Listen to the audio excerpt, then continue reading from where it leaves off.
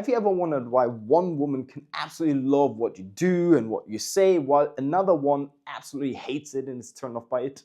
Because not every woman is the same. Some women like steak, others tofu. Some women like dark chocolate, other women like white chocolate. The same applies to dating preference. And that's why you struggle to keep a woman attracted, because most of the dating advice assumes that everyone has the same fucking taste and desire. I'm going to give you practical tips to satisfy each specific archetype's needs and what keeps her attractive so that she stays soft and warm and affectionate around you. Archetype number one is Jessica the boss babe, the most misunderstood woman on the fucking planet. A lot of women in the US, Western countries, Nordic countries, and also Slavic countries are like Jessica the boss babes. Career-oriented, hyper-independent, assertive, stubborn. Because Jessica is so comfortable in herself and so secure in herself, she doesn't need you to reassure her all the time. She doesn't need you to focus on telling her how much you love her every single fucking day. It actually turns her off. Why? Because she is not much connected to her feelings. She is more attracted to a guy who's strong in leadership and strong in adventure. So what's leadership like and adventure like on a day-to-day basis? Leadership means that you have your own opinion. You're not a yes man. You're not a doormat. The biggest mistake that most of my clients make before, or like when they join my program, or the mistakes that made them join my program, is they turn into yes man. They turn into doormat. They are too afraid to say no. They are too afraid to voice their true opinion. Jessica is so used to like lead people because she works in investment banking. She manages a team. She's an executive, for example. She doesn't want to come home to another guy, another employee that she has to manage and lead. If you're a kind of guy who's afraid to voice his true opinion, to speak up, too afraid to, or like who doesn't follow through on his promises and words, bro, she is gonna hate your guts, because you will make her feel that you are incompetent. If women, or Jessica, the boss babe, hates incompetence. It reeks of weakness. So you cannot turn into a Kevin, aka a nice guy, around her. A lot of guys that are with a Jessica the boss babe focus on writing her love notes, being super lovey-dovey around her, but this focuses on connection. She doesn't care so much about emotional connection. There is, to a degree, she likes a love note once in a while, but she doesn't need to hear from you every single fucking day, hey, I love you. Turns her on. What she cares about is action. Practical actions, help making her life a bit easier, being the CEO of your life and the CEO of the relationship. Once you prove to her and demonstrate to her that you are the leader of the relationship, the CEO of the relationship, that's when she's gonna soften. That's when she looks a bit more for connection. That's when she's gonna become lovey-dovey and touchy. And once you display this leadership, that's when she's open to adventure. And by adventure, I mean banter. A lot of guys, when they fall in love, they stop bantering with a woman. All conversation evolves around chores, logistics. How was your day? Did you take care of the kids? When are you gonna be home? What do you want to eat? Because she's so competitive, she likes a man that is a challenge. Meaning, you gotta challenge her, playfully tease her, playfully challenge her when she comes home or when she's a bit clumsy at home. So what I like to do with my girlfriends that were Jessicas, like when they like dropped something, for example. Oh my gosh, Miss Perfect dropped something. Look at you being cute, actually. You know, I like you when you're cute. I like it when you're clumsy. That annoys her a bit, but she wants to be annoyed, because that it takes balls to display that you're okay with annoying her mildly. That's what she's looking for, a guy that is a challenge. On a practical basis, organize date nights, yeah, follow through on your words, say no when you want to say no, take charge, set boundaries, yeah. So even when she's a bit aggressive, talk about tonality, mention that you do not like the communication style. And when it comes to bantering, bro, playfully tease her, playfully challenge her. Second archetype, Marie, the ambitious lover. Her attraction formula looks the following. She's similar to Jessica. Yeah, she doesn't need much comfort because she's very secure in herself. She's also extremely career-oriented, similar to Jessica. However, and this is the main difference to Jessica, she has a bigger appetite for connection. So you can also see my visualization has evolved. With Marie, what she looks for in the guy is a CEO who takes charge, who plans dates, who does all the things that you would do for Jessica. Yeah. However, Marie is a bit softer. Unlike Jessica, who doesn't really appreciate a lot of love notes because it makes her feel uncomfortable. I don't want to say uncomfortable, but she feels like You're too flowy for her. You're like too much in your feelings, but she needs a guy who's assertive and gets shit done. Marie is actually looking for connection. She looks for a strong leader. Yeah. So follow through on your words, act like a CEO of the relationship, but a gentle CEO, basically. Jessica is looking for an assertive CEO.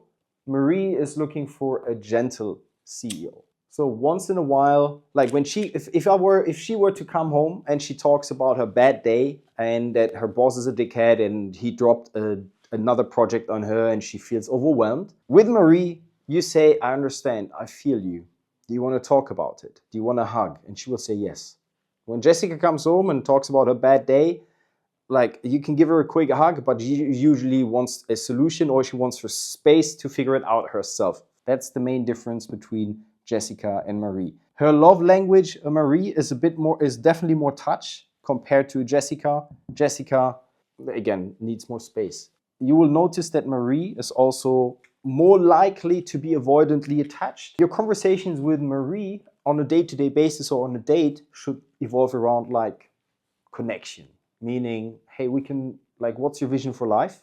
What are your goals? How do you feel about those goals? How do you feel about those experiences? Why do they matter to you? That's what a Marie really likes to talk about. She really likes to open up once she starts trusting you, once you talked about business and all of this. Jessica, for example, you can ask her, what are your vision? What's your vision? What's your goal? What do we need to get done this week?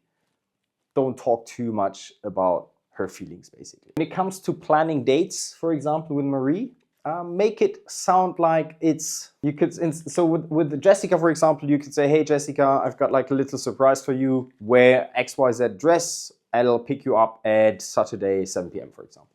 Marie, you'll say, what's up, cutie? You know, I thought of you and I think you've been such a great partner, such a good girl lately. I want to surprise you. Wear something cute and I'm going to pick you up. Marie loves banter. Marie loves memes, gives, and most of the girls I've dated were actually Marie's, is create like this us versus them dynamic. Yeah, so we create this shared identity in the relationship. So for example, if we're on dates, we were to start gossiping about, you know, the other people, the other couples. Look at them. We're so much better. We're so much fitter. We're so much more attractive. Look at them. They're on their phone. We're not. We create sort of the status dynamic in the relationship. Another great technique that you can use to build a deeper connection with her is called the cold read. Cold read means you observe her emotional experience or her emotional state, but you verbalize it, basically. So if Sandra, or a Marie, sorry, if Sandra, my girl, who is a Marie, by the way, might sound confusing. So if she would come home and she would say, I'm having a bad day, yada, yada, yada, I would say, hey, it sounds like you're pretty frustrated about that. Actually, yesterday she was talking to Virgin Money and obviously customer service people there were absolutely useless because of course they are, right? Anyone working in customer service is fucking useless because these people hate their job and their life and they don't have any aliveness and any passion for life anymore, but it's a different story. So she called them, didn't fucking work. She spent like 2 hours wasting like her time on that. And she was really frustrated because she was super busy with some of the project at her bank. And I said like, hey, do you want to talk? Sure, called her and it's like, hey, it sounds like you've been really having a rough day. Yes, yeah.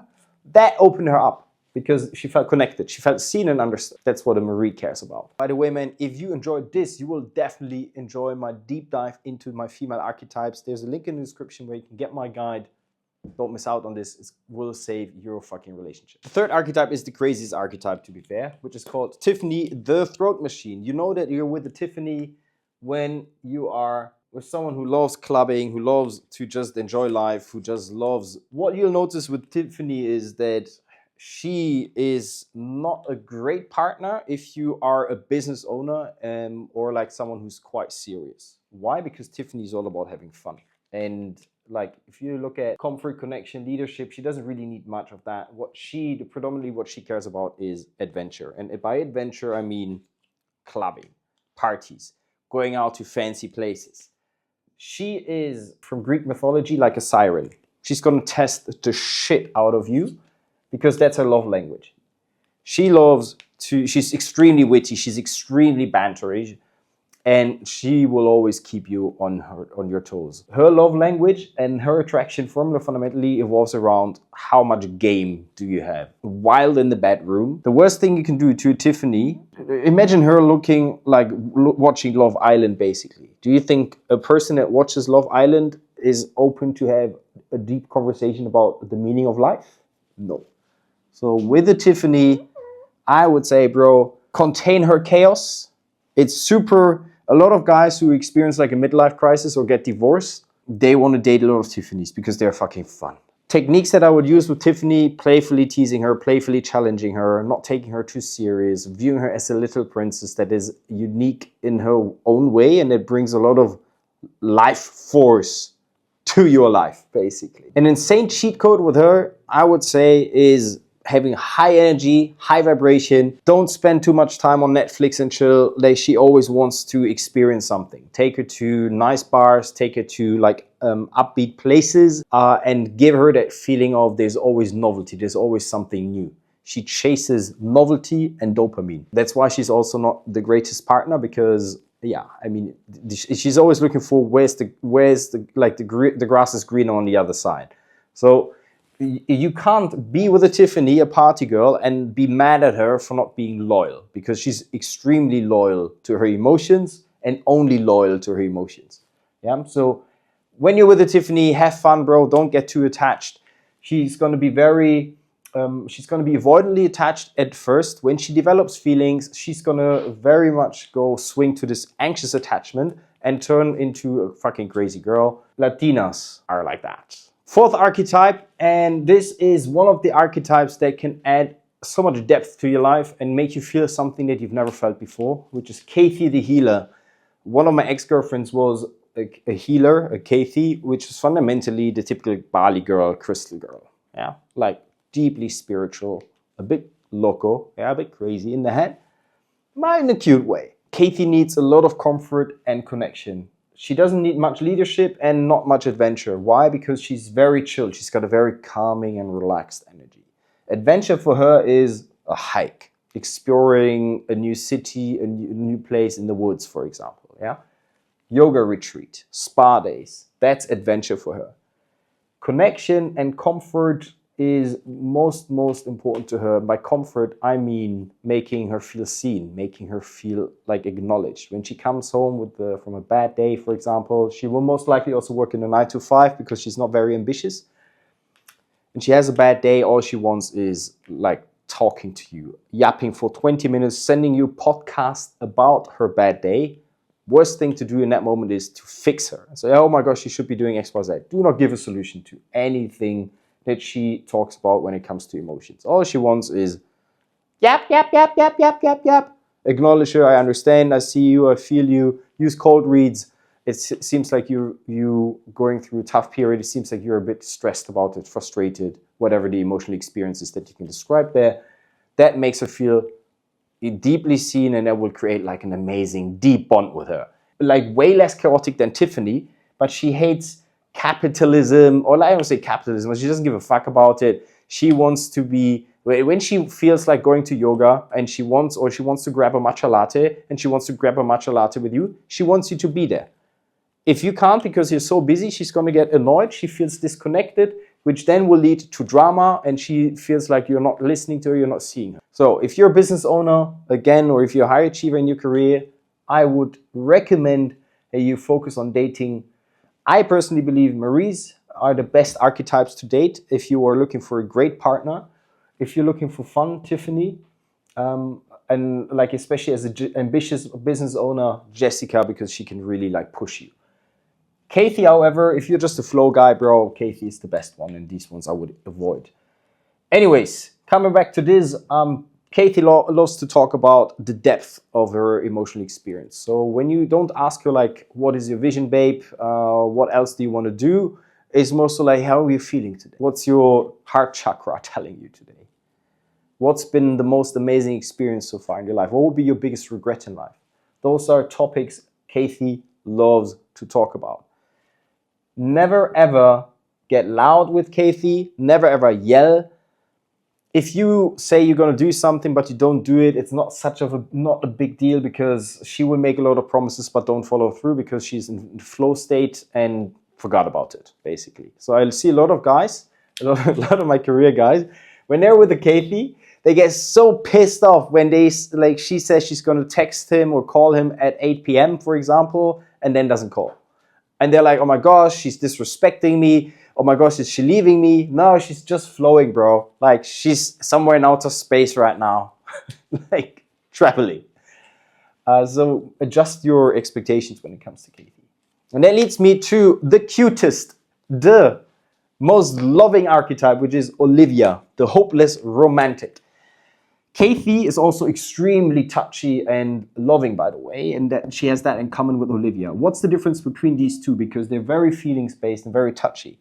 Olivia is super shy and reserved. She takes a shit ton of time before she opens up. Kathy will talk about her fucking trauma the moment she meets you. Olivia is the typical Eastern European Slavic girl who is on the softer side. And the Slavic girls are usually either like the extremes, either super soft or super assertive, basically. Nothing really in between. Olivias are more rare, I would say, in the Western countries nowadays. Like, she needs a lot of reassurance. She's going to be very likely anxiously attached because she's quite shy and reserved. And she will look for a guy, or she will expect you to love notes.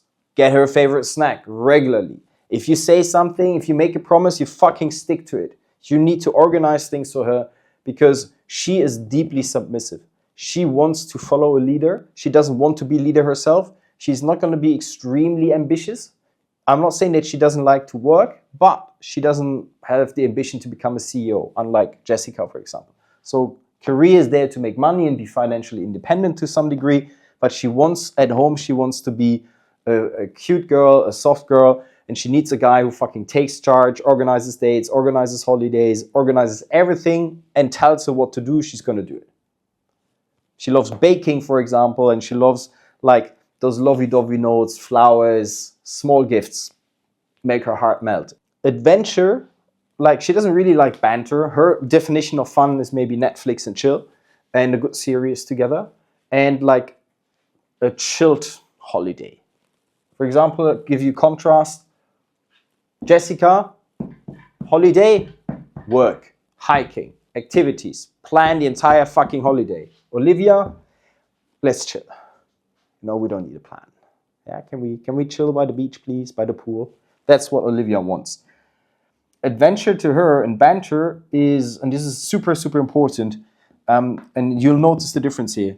Olivia is going to be very likely anxiously attached, and because she needs a lot of comfort and connection, she doesn't feel very secure in herself, especially in the beginning. Childhood trauma, but not.